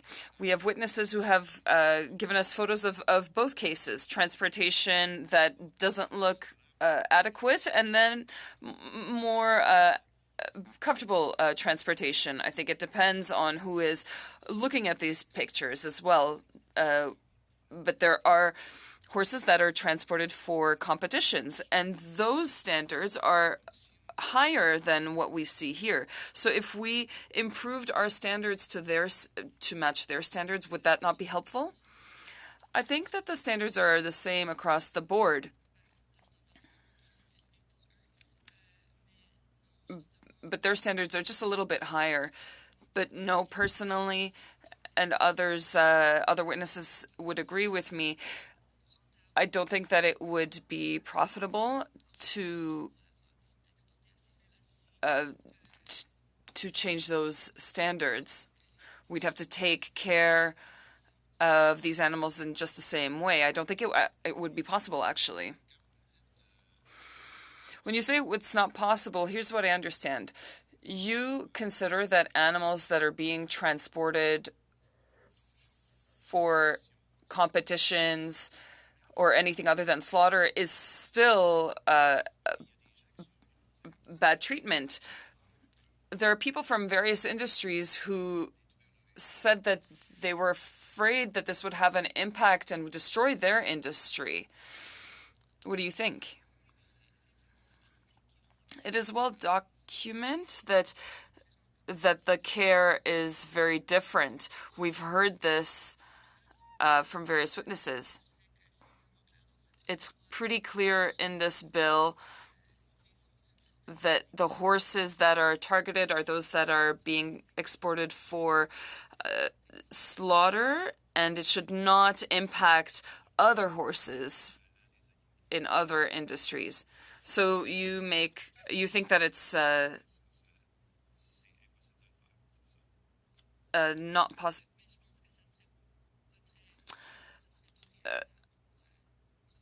I don't think that it would be possible to impose the same standards.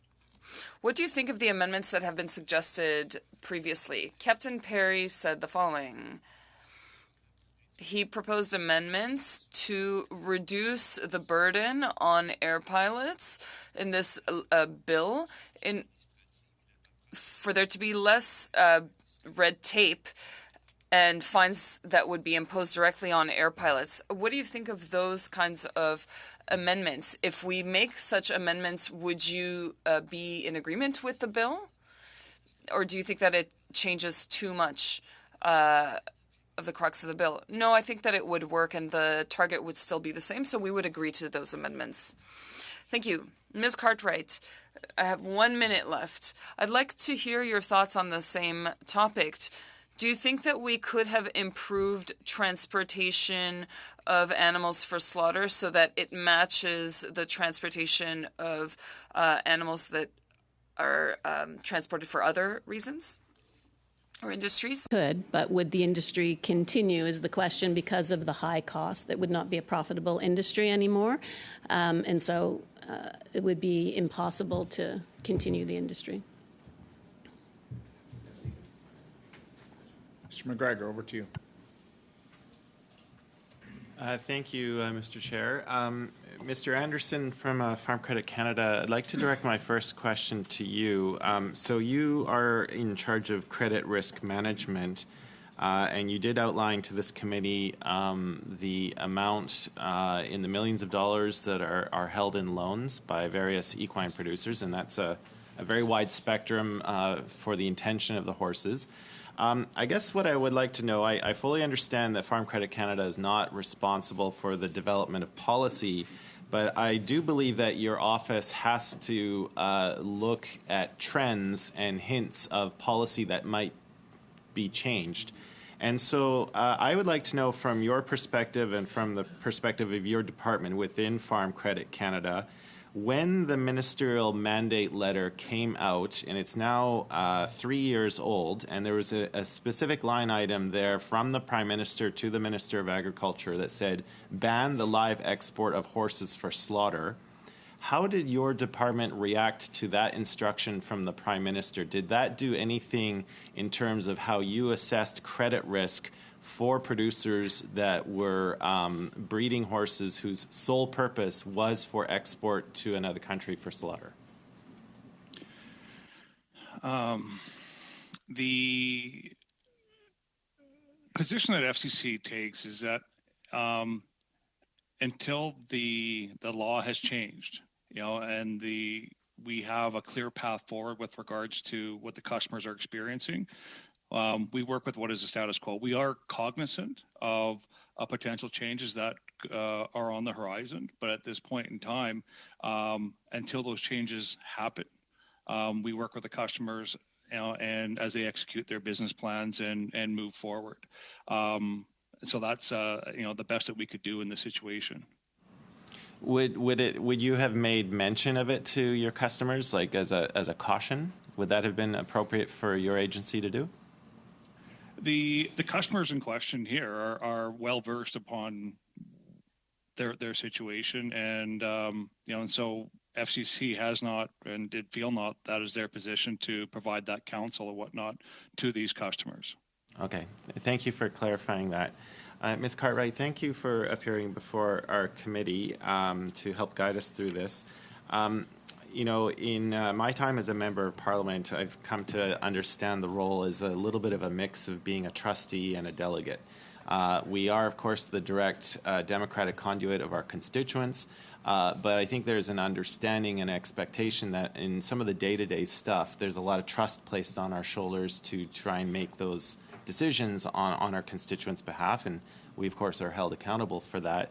But from our perspective, from members of this committee and members of the House of Commons, we, in particular with respect to this bill, we have been subjected to a wide variety of conflicting opinions from experts on both sides of this issue. It has been made mention that in Canadian opinion that roughly 7 out of 10 Canadians find that they support this initiative and so on. So I guess in light of those facts, what would your message to parliamentarians be when we're trying to consider all of these big factors? Do you have a message you'd like to sort of summarize in that respect? Yes. As I said in my opening statement, more than 800 million animals are slaughtered every year here in Canada. We're talking about 2,500 horses that are sent in an unnatural system overseas to be slaughtered again. To me, it's a clear decision and one that I hope Parliament will make. It isn't a slippery slope. There is always varying types of animal welfare science. We do see that at the National Farmed Animal Care Council. However, when you look at the testimony that focuses on the experience of the animals, not on the experience of the farmer or the agriculture business, you will see very clearly that the experience of the animal, which is what should be considered here, is very low, and a lot of tension, anxiety, fear, pain, and all the way up to death. And so I would implore Parliament to look at the horse, not at the farmer. And a segue from that, you mentioned the 5 freedoms. If our air transport for these horses truly respected those 5 freedoms, would this still be a viable industry? No, it would not.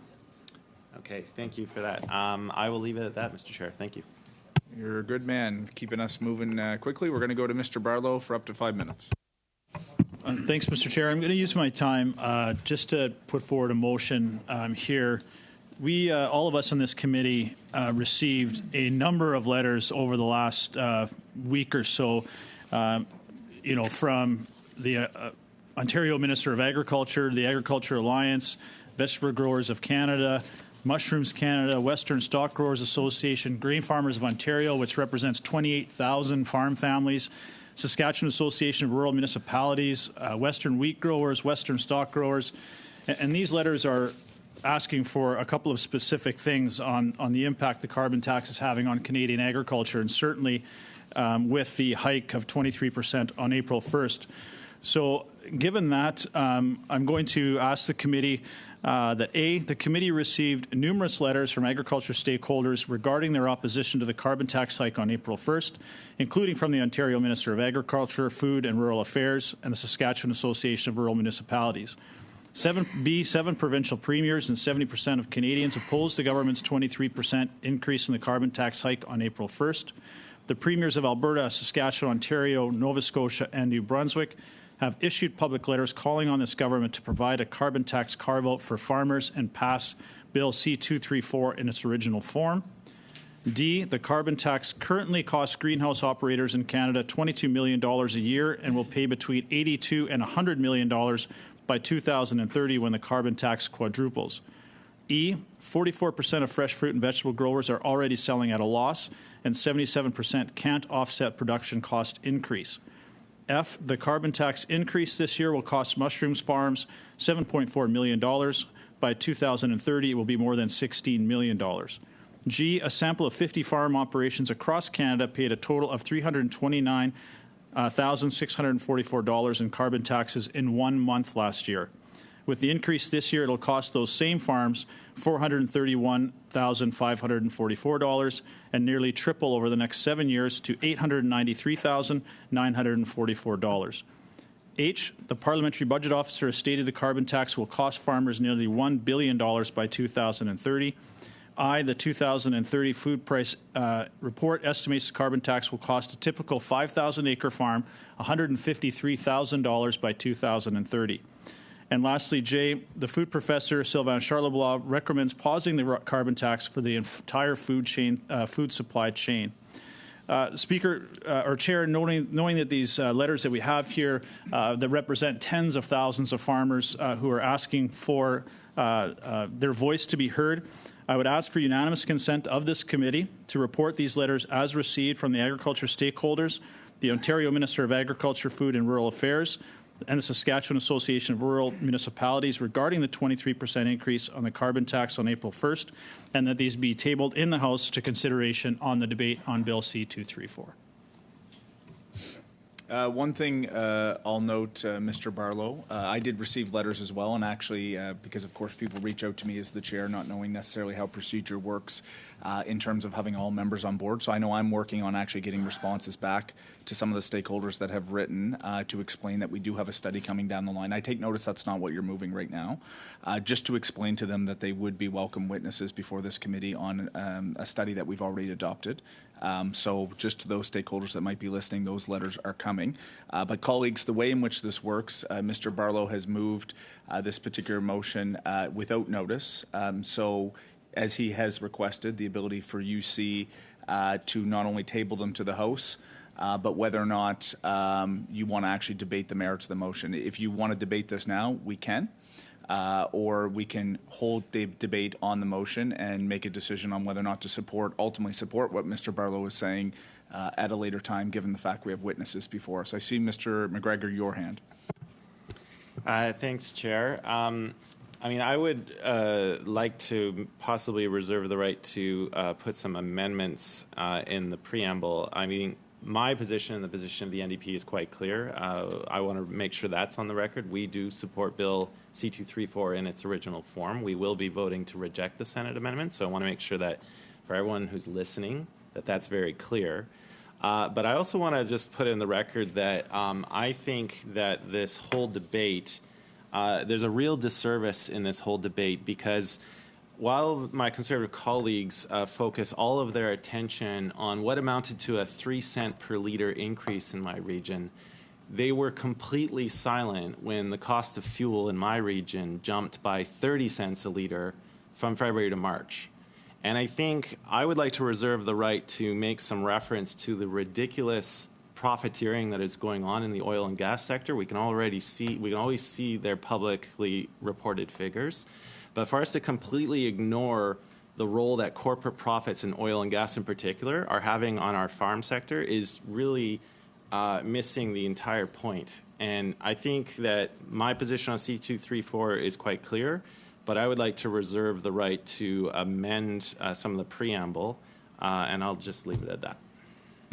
So what I'm hearing, Mr. Barlow, is not an outright rejection of what you're moving, but we are right before we have witnesses here on a particular study. Mr. McGregor has said that he would like to be able to take up this conversation moving forward. So we're not rejecting the idea of what you're putting forward, but Mr. McGregor wants the opportunity to potentially move amendments. You didn't provide notice to this committee about moving this today, as you know, because you're a seasoned member of this committee. So we will make sure that we give proper time for MPs to consider this, and we can come back to this at a later date. Thank you, colleagues. We're going to continue. That is your time, Mr. Barlow. I'm going to move to Mr. Carr for up to 5 minutes. Thanks very much, Mr. Chair. My question first would be to Ms. Semeniuk. We heard the president of the CVMA a few moments ago in testimony talk about the expertise of certain veterinary medical professionals as being derived from emotion and not expertise.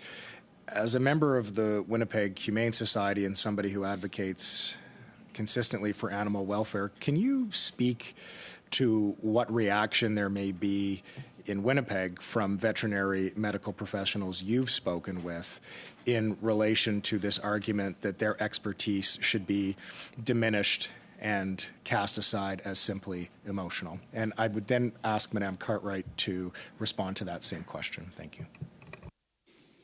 Yes, thank you for your question. I think that, there are a large majority of veterinarians, not just in Manitoba, who feel that their expertise in the science behind welfare is not subjective. You study the welfare of an animal regardless of species, the same method using the same science, and veterinarians are trained in that exact manner. I do have the utmost respect for the CVMA, but as we heard today, their position in this hearing is not represented by every single veterinarian in Canada, nor every single veterinary technologist across Canada. And I think, there is something to be said about certain equine practitioners who, the exporters are their clients. It is not in their best interest for these exporters to see this industry come to an end. I do not question the intention of these veterinarians. I have the utmost respect for equine veterinarians. I know many of them personally, but the reality is that this is their clientele as well. Thank you. Ms. Cartwright, just the same question to you, and I can repeat it if needed. No, that's okay. I, like Brittany, have the CVMA in the highest regard. We actually have sat on the Canadian Veterinary Medical Association Animal Welfare Committee for decades and consider ourselves partners. Sadly, we were not aware of this position, which has been challenging for us. But certainly when it comes to the idea of emotion, I've certainly met... Sorry, Ms. Cartwright, I'm sorry to interrupt you. I just want to make sure I understand. You sit on the board? No, on the Animal Welfare Committee of the Canadian Veterinary Medical Association. We are currently? Yes, we are an ex officio seat. And you were not made aware of the position taken by the CVMA? We were not aware, no, we were not aware of what was coming today. Yes. Please continue. With regards to emotion, I think a whole person has to bring their whole mind, body, and spirit to anything they do. The veterinarians that I know do that. I will make mention that animal welfare is not trained into veterinarians necessarily in vet schools, which was really interesting to me when I started 10 years ago in this role. And there is a drive to bring more animal welfare science into veterinarian schools. And so I will leave you with that we need to continue to increase all people who work with animals' understanding of animal welfare. I noted with some interest my colleague across the way a moment ago who took some time out of our witness testimony today to suggest that the committee should report back to the House a number of signatures that he has received from people who are reacting to a different policy, that being a price on pollution. Perhaps we should table from this committee the 36,000 signatures plus that we have received in relation to this piece of legislation.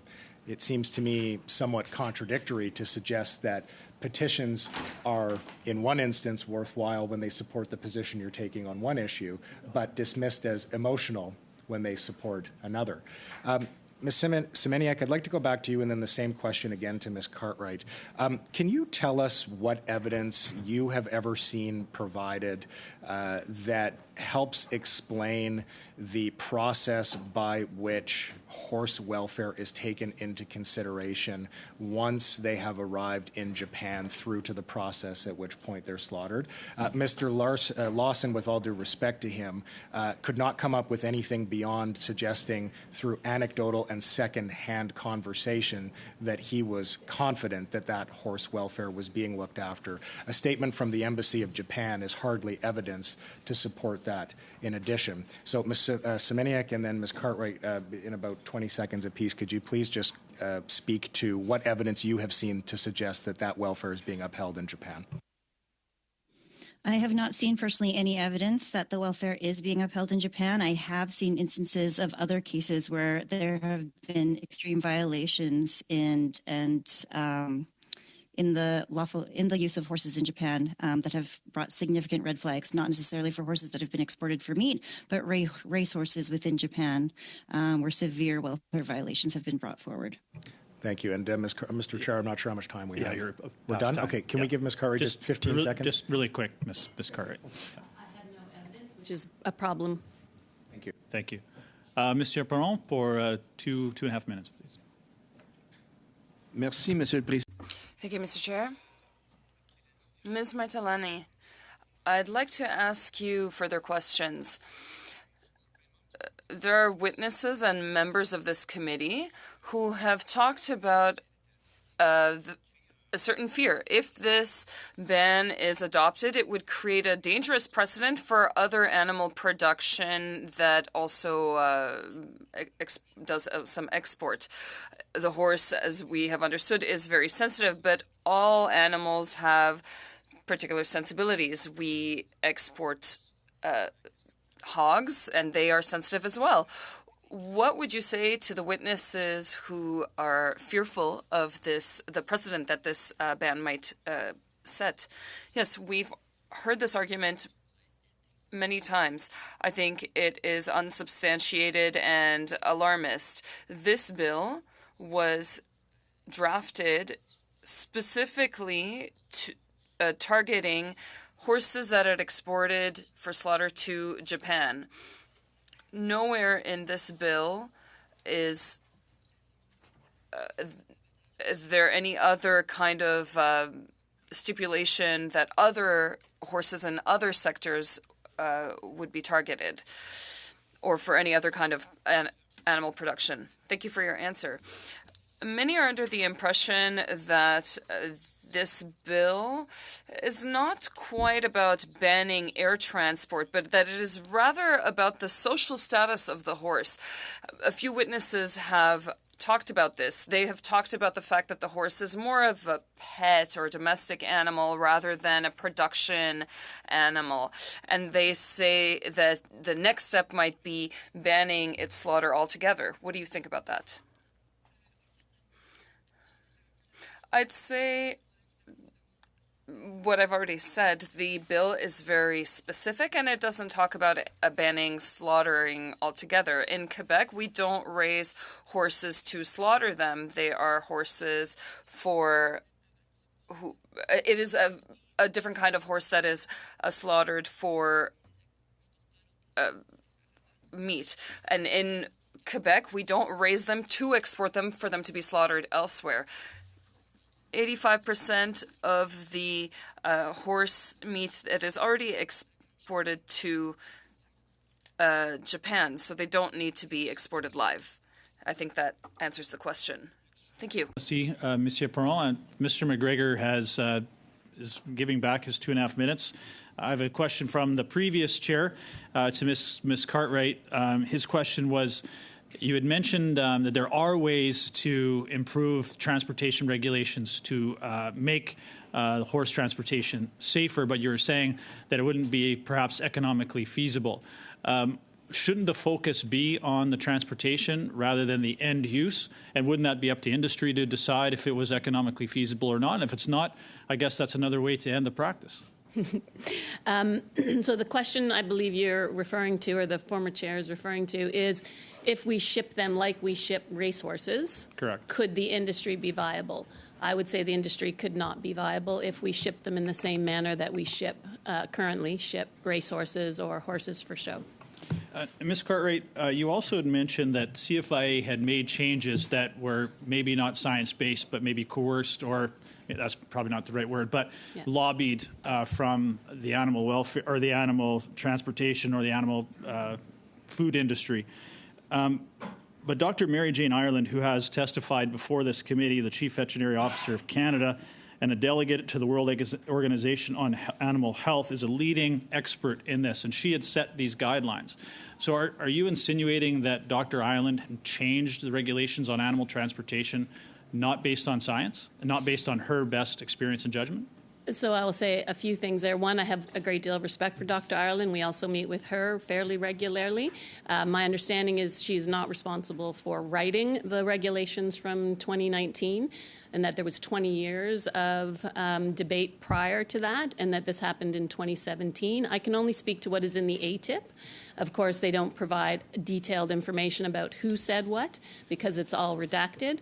But it is clear from the ATIP in 2017, as reported in the Globe and Mail, March 2017, that the industry had a significant shift in the way that the CFIA was proposing animal welfare regulations as opposed to industry-driven regulations. And I'm happy to share what I have of that, but I also know where the original ATIP is, so I can ask if that's presented to you as well. Thanks, Ms. Cartwright. That ends this group of witnesses. Thank you very much to all the witnesses who appeared with us today. Before you take off, team, I have we'll allow our witnesses to leave. I have a couple of notes from the chair and the clerk. The deadline for submission of amendments on C355 is on Thursday by 4 o'clock Eastern Time. So any amendments that you may have for this particular bill, please have to the clerk. This Thursday, April 11th. Thanks, Ben. And on the import-export study witness lists by the end of the week for those who have not submitted them yet.